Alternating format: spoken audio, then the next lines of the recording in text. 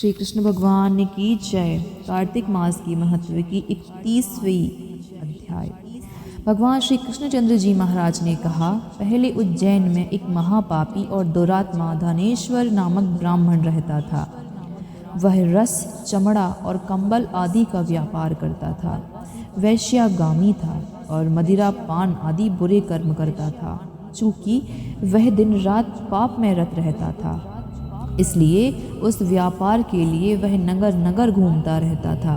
वह एक दिन माहिष्यमती पुरी में जा पहुंचा। माहिष्यमती पुरी चूँकि राजा माहिष ने बसाई थी, इसलिए बस राजा के नाम पर ही विख्यात थी। नगरी के पास ही पाप नाशनी पुण्यकारिणी भगवती नर्मदा बहती थी। उस नदी के किनारे देश देशांतर से आए हुए यात्री कार्तिक व्रत करने के लिए कुछ दिनों के लिए ठहरा करते थे। उन कार्तिक व्रत करने वाले प्राणियों को वहां ठहरा देखकर वह दुष्ट धनेश्वर भी इधर उधर व्यापार करता हुआ 1 मास के लिए वहां ठहर गया। अपने माल को बेचता हुआ वह नर्मदा नदी के तट पर घूमता हुआ ब्राह्मणों की देव पूजा में अक्सर लगा हुआ वह देखता कि कोई तो पुराण पढ़ रहा है, कोई तो सुन रहा है, कोई भगवत कीर्तन कर रहा है, कोई भजन सुन रहा है, कोई ध्यान में लीन है, कोई तुलसी की माला धारण किए हुए है। बस इसी तरह वह भगवत भक्तों के बीच में रहा और वैष्णवों के दर्शन करता रहा, उनको स्पर्श करता रहा, उनसे वार्तालाप करता रहा और भगवान विष्णु के नाम का स्मरण के पुण्य का अर्जित करता रहा। वह कार्तिक के व्रत की उद्यापन विधि तथा जागरण को भी देखता रहा। उसने पूर्णिमा को देखा कि व्रती ब्राह्मणों तथा गौओं को भोजन करवा रहे हैं और उनको दक्षिणा आदि भी दे रहे हैं। उसने नित्य प्रति भगवान शंकर की प्रसन्नता के लिए होती दीपमाला भी देखी।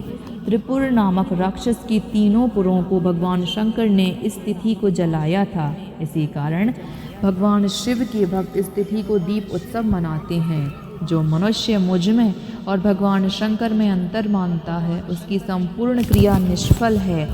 धनेश्वर वहाँ की पूजा विधि देखता हुआ इधर उधर घूम रहा था कि उसे एक काले सर्प ने काट लिया और वह भूमि पर गिर पड़ा। उसकी यह दशा देखकर वहाँ के दयालु भक्तों ने उसको चहुं ओर से घेर लिया और उसके मुंह पर तुलसी दल मिश्रित जल की छींटे देने लगे। और जब उसके प्राण निकले तो यम के दूत उसे बांधकर कोड़ों से मारते हुए यमपुरी को ले गए।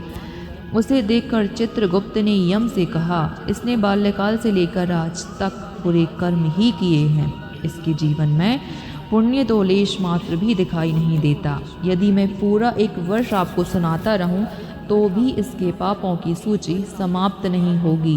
यह महापापी है, अतः इसको 1 कल्प तक एक घोर नरक में डालना चाहिए। चित्रगुप्त की बात सुनकर यमराज ने बड़े क्रोध में भरकर उसको अपना काल नेम के समान भयंकर रूप दिखाते हुए अपने अनुचरों को आज्ञा दी। उसने कहा, हे प्रेत सेनापतियों, इस दुष्ट मूर्ति को मुगदरों से मारते हुए कुंभीपाक नरक में फेंक दो। भगवान श्री कृष्णचंद्र जी महाराज ने कहा। यह सुनकर प्रेत सेनापति ने मुगदरों से उसका सिर तोड़ते हुए कुंभीपाक नरक में ले जाकर खौलते हुए तेल की कड़ाही में छोड़ दिया। प्रेत सेनापतियों ने ज्यों ही उसे तेल की कड़ाही में फेंका, त्यों ही लपलपाती हुई आग अपने आप ठंडी हो गई। जैसे कि प्रहलाद को अग्नि में डालने से वह अग्नि ठंडी हो गई थी।